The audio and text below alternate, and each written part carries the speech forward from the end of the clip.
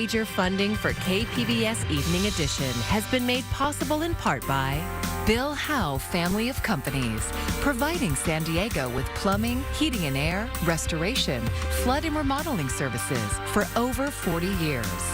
Call 1-800-BILL-HOWE or visit billhowe.com. And by the Conrad Prebys Foundation, Darlene Marcos Shiley, and by the following.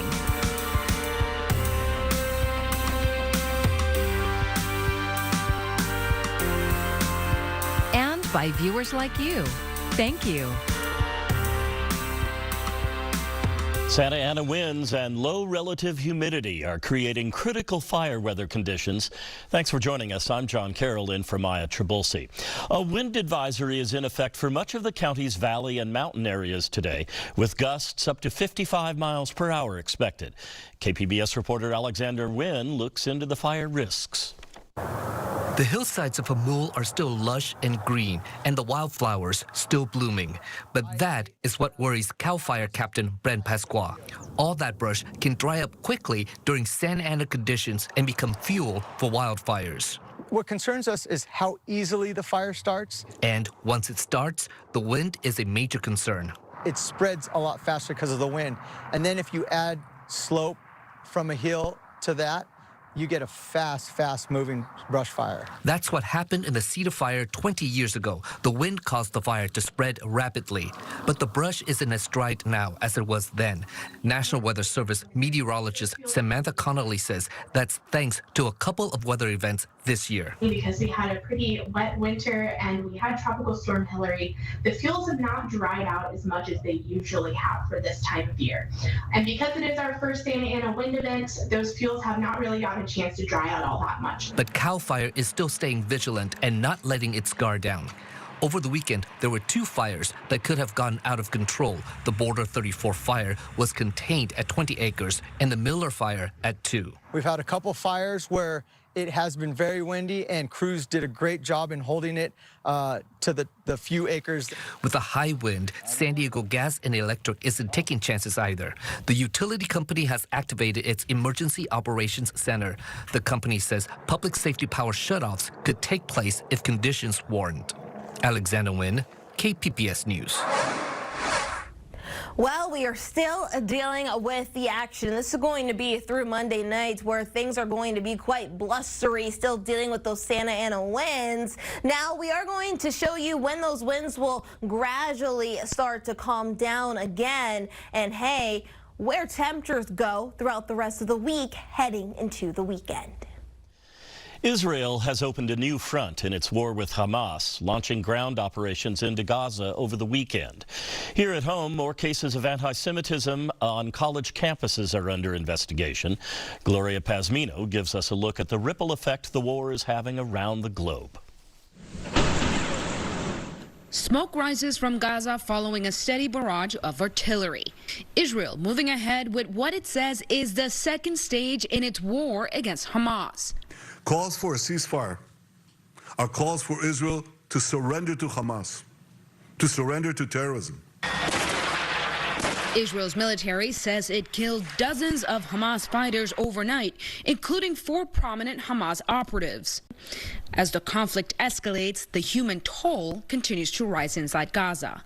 According to Save the Children, more than 3,000 children were killed in Gaza over the past 3 weeks, as reported by the Hamas-controlled health ministry. Here at home, a series of anti-Semitic incidents on college campuses is raising alarms. Over the weekend, a series of anti-Semitic threats was made against Cornell University's Jewish community in a series of online posts, prompting Governor Kathy Hochul to deploy state police and increase security on campus. I came here in person with one strong message, that we will not tolerate threats or hatred or anti-Semitism or any kind of hatred that makes people feel vulnerable. And in Russia, an angry crowd in the mostly Muslim region of Dagestan stormed an airport Sunday where a flight from Israel arrived. Authorities were forced to close the facility and divert flights. Gloria Paspino, KPBS News. As threats against Jews, Palestinian Muslims, and Arab Americans increase across the country, the federal government is investing more money to fight hate crimes. The Justice Department announced $38 million in grants to help local communities. The grants include more than $8 million for community-based organizations, $17 million to state and local law enforcement, and $2 million dedicated for hate crime prevention efforts. The DOJ says the total amount this year is more than the department awarded in the past 2 years combined. A relatively new and dangerous route through the jungle in Panama to the U.S. is becoming more popular thanks to social media. The route has gained traction among Chinese people seeking asylum here. First, they fly to Ecuador, which does not require them to have visas. Then they make their way north to California. As we've reported, an influx of migrants are filling makeshift camps in Hucumba. It's completely shocking to see all of these people here crossing from Central Asia, from China, from Turkey, from all over the world. When we're used to seeing border crossers here, Central Americans, Mexicans, trying to avoid the border patrol. And here we have this giant mass of Asians coming in saying, please, and they make this, please arrest me. Many of the migrants seeking asylum say they are trying to escape an increasingly repressive political climate and bleak economic prospects. A few major transit centers may soon look quite different in North County. KPBS reporter Jacob Ayers says the goal is to provide more sustainable transportation. An exclusive negotiation agreement to plan the redevelopment of the Escondido Transit Center has been granted to Toll Brothers Apartment Living and the Waterford Property Company. The proposed plan features apartments, retail stores, offices, and other commercial uses, which is rather different than it looks today. The site here at Escondido will include approximately 528 housing units, 15% of which will be affordable. Chris Orlando is Chief Planning and Communications Officer with North County Transit District. Transit offered here will be similar, the same, or grow as our system grows. What will change is we will have a closer connection from when you get off the Breeze bus and you get on to the Sprinter train. It'll be much closer. Leo Farias is a regular transit rider who travels from Escondido to Coronado and back. He walks 30 minutes before even beginning his public transit ride and likes the proposed plan on one condition. I think that would help a lot, at least if I was able to get housing over here closer to the transit center. Escondido is one of 11 Sprinter and Coaster train stations throughout North County, where the district is pursuing mixed-use developments. Efforts like this are part of a really broad plan to not only bring back ridership to where it was, but to really push farther and to create transit centers that activate and generate organic sources of ridership, we call it. And what that means is ridership right at the location where the transit is located. Construction for the Escondido property could begin in 2026. Jacob Ayers, KPBS News. There's a new plan to transform Hillcrest.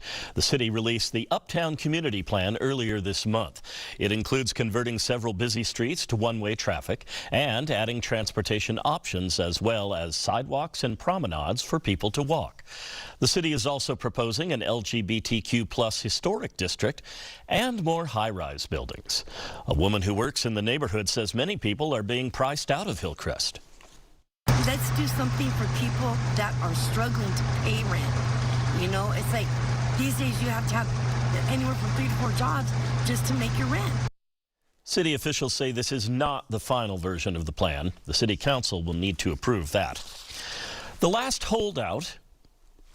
Our aid groups warn of airstrikes hitting closer to hospitals as Israeli forces push deeper into Gaza. Coming up at 7 after Evening Edition on KPBS.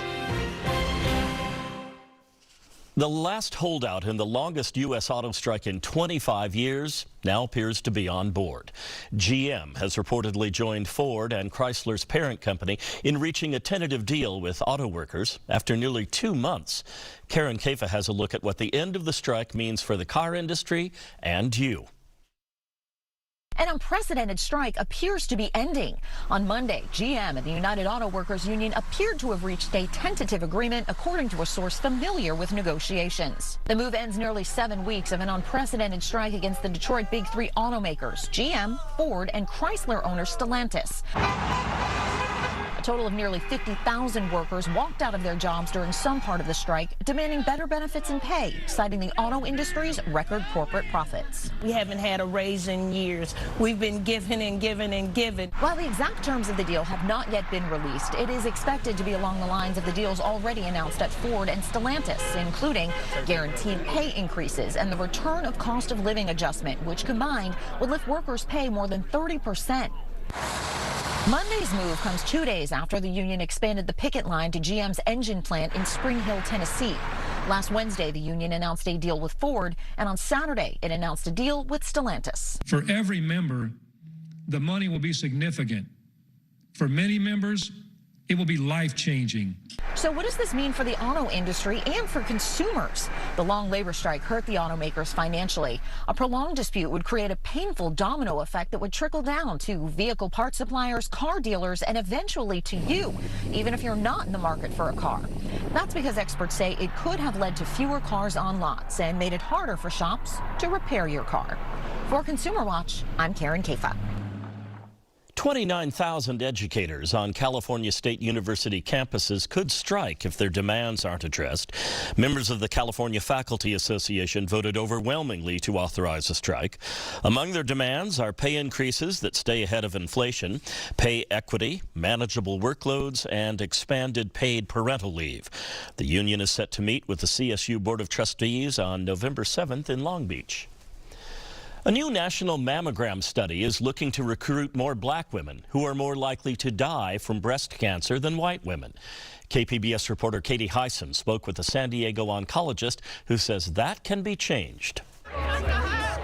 Breast cancer outcomes are improving for everyone, but they're improving much slower for black women, says breast oncologist Angelique Richardson. That's the most alarming thing, is that we have all these great things. We're seeing improvements. We're just not seeing it in all groups. Richardson says the medical community used to think that was largely genetics, but research shows it's more about unequal healthcare access. She says black women tend to live farther from large cancer centers. I have some patients that drive 4 hours to come to clinic. They typically lack health insurance that covers transportation or childcare, and many black women, who research shows are more often primary breadwinners, can't take off work, so they delay treatment or get it less frequently. But when access is equalized, like in a breast cancer clinical trial Richardson oversees, that mortality difference goes away, she says. She urges providers to listen to black patients. I've had a lot of young women in their 20s and 30s, or several, too many, come and say, I felt this and someone told me it wasn't anything, and to just kind of wait on it, and they've come back and it's been very aggressive cancer later.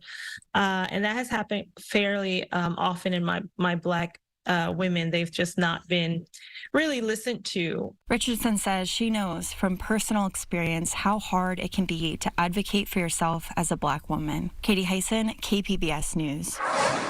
President Biden is urging schools to keep medication on hand that can reverse opioid overdoses. In a letter to educators today, White House officials said every school across the U.S. should stock Narcan, and that faculty and students should be trained to use it.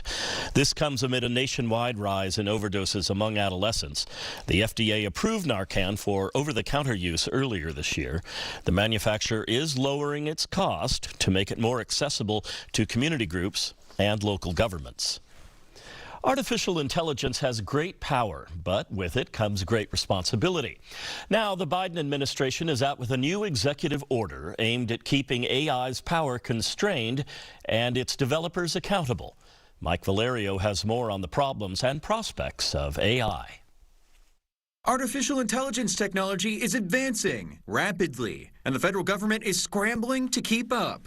I'm about to sign an executive order that is the most significant action any government, anywhere in the world has ever taken on AI safety, security, and trust. The White House unveiling a sweeping new executive order Monday aimed at mitigating the risks of AI while also harnessing its potential. To realize the promise of AI and avoid the risk, we need to govern this technology. According to the Biden administration, the order will require all AI developers to share results of their safety tests with the federal government before they're released to the public, compel companies to notify the government if an AI model in development poses national security, economic, or health risks, ease immigration barriers for skilled workers to study and stay in the U.S., establish standards to prevent AI production of dangerous biological materials, and develop best practices to minimize the risks of AI displacing human workers. Among a number of other key concerns, Harvard's Bruce Schneier says getting AI regulation right is critical. They're not freewheeling technologies. They're more like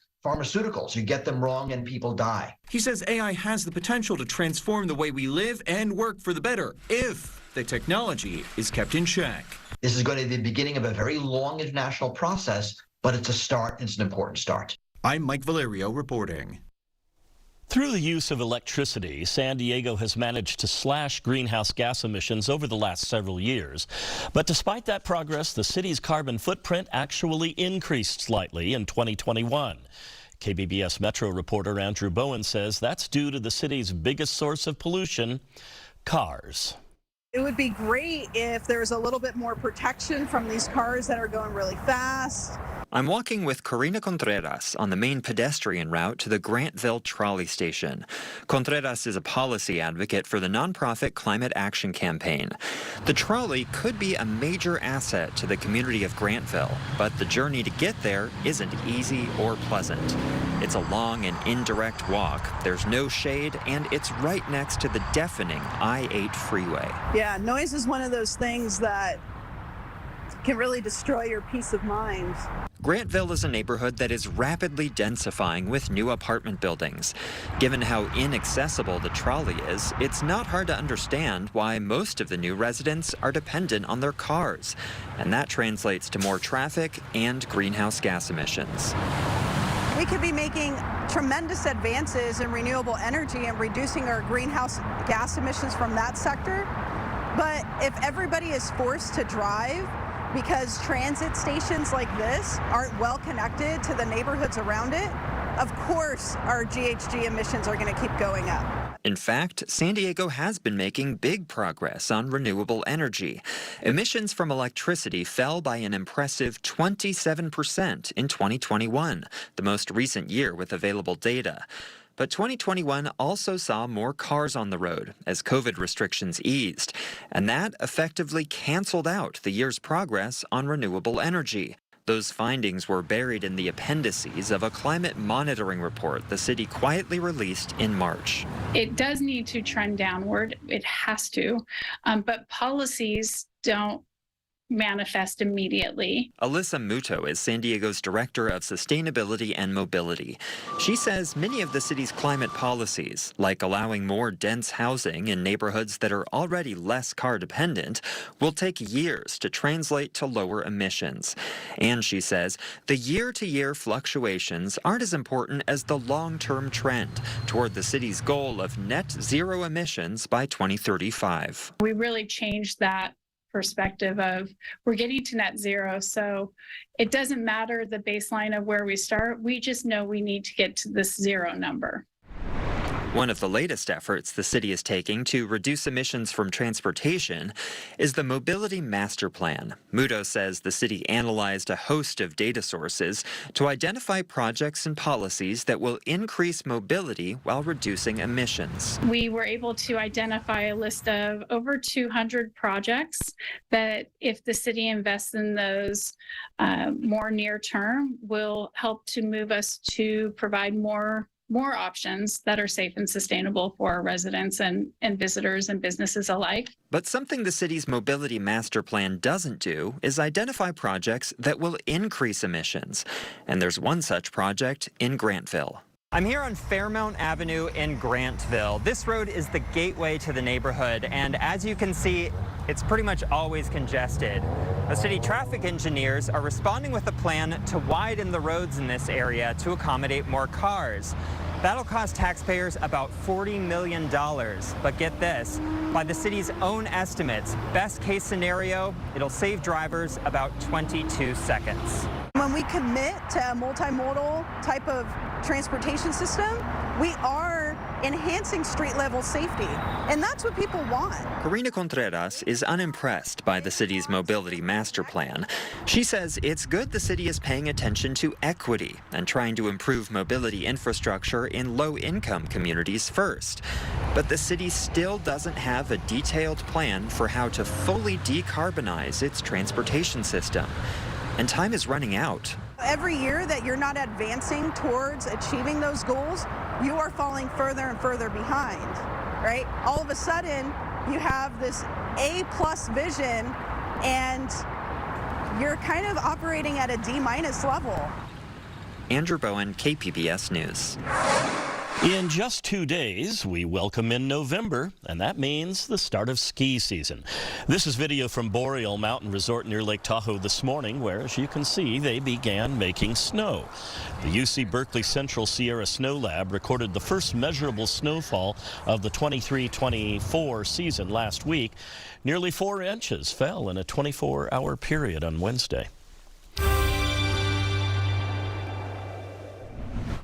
Well, let's start you off with your weather headlines, what you need to know as we go throughout the week. We're still dealing with a few leftover Santa Ana winds as we head into the early week, though we are going to be staying dry and warm during the day, a little cooler at night. But as we head throughout the late week, you'll notice a slightly cooler conditions along the coast, but it is still going to be warmer, more inland. Now, the big story has been the Santa Ana winds, and we're still going to be feeling a lot of the brunt of them as we head into Monday night. You'll note LA kind of in this bubble of nothing. We're not really anticipating those Santa Ana winds to really impact the LA region, but as you move a little bit further south, that's where you're running into gusts between 40 to 60 miles per hour, and well, it's also dry as well, so no outdoor burning recommended. There is an elevated fire risk across Southern California. Now, watches and warnings that are out. We have a wind and a high wind warning in effect for parts of Riverside County, San Bernardino County, and then we have a wind advisory that extends across the region, even down further south, right there closer towards the border. That's where we're going to be seeing those winds still gusting, pretty breezy at times, pretty gusty at times, and so definitely something to be weather aware about. That wind advisory lasts through Tuesday evening, while that high wind warning will expire later on tonight. Now, tonight we're dropping down to a low of 47. Across the rest of the region, Oceanside 38, Borrego Springs 47, Mount Laguna 40. Now, as we head into the day tomorrow, we'll still pretty warm along the coast. Oceanside 85, San Diego 85, Mount Laguna 57, and Borrego Springs 81. Now, I want to show you where temperatures go over these next few days. Along the coast, you'll note that slight cooling as we head into Thursday and Friday. That's where temperatures are going to be dropping back down to the 70s. Now, other areas further inland, you'll note that temperatures stay pretty steady. We're going to be in the 80s all week. Now, for the mountains, staying in the upper 50s, low 60s, not going to see too much of a change there. And also along the deserts, you'll see a slight warming trend. We are going to hop a few degrees even as we head into Thursday and Friday. For KPBS News, I'm meteorologist Bree Guy. $1.3 billion. That's how much San Diego County arts and cultural organizations is contributing to the local economy. The data is from the latest Arts and Economic Prosperity Study. KPBS North County reporter Alexander Nguyen looks at one Carlsbad arts organization and its impact on the surrounding business community. Up and down Carlsbad Village, there are shops and eateries everywhere. In the middle of that is New Village Arts, a mid-sized theater company that attracts more than 30,000 people each year.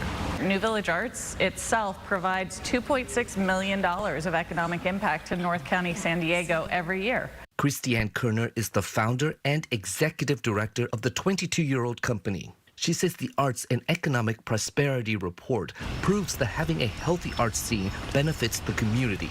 By having an arts organization in a community like Carlsbad, you are actually, rising the tide for all of the other businesses and restaurants and shops and everyone around you, not just financially, but then you are also feeding the soul of your community. New Village Arts is surrounded by restaurants and shops, and every time there's a show, those shops say they see an increase in business.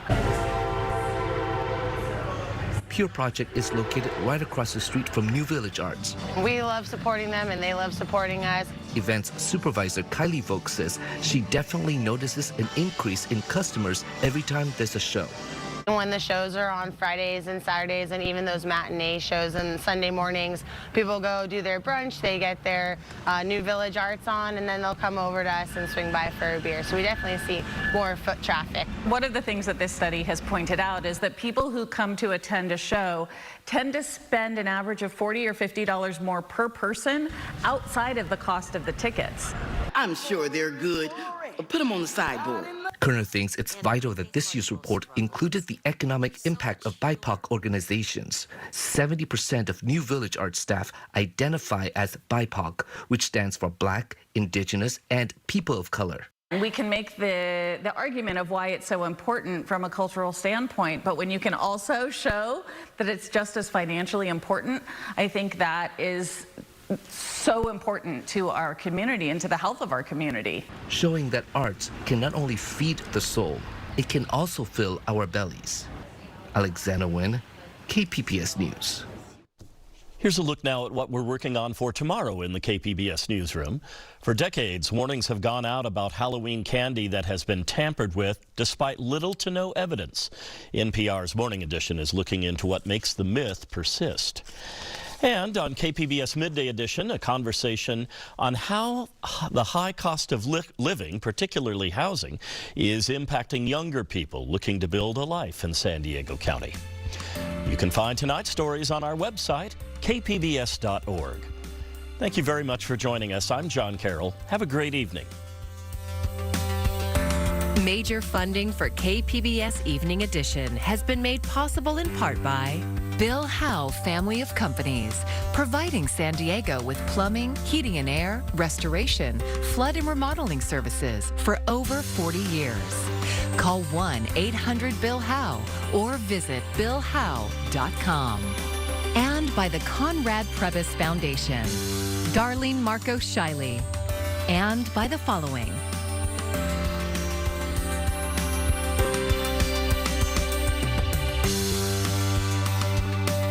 And by viewers like you.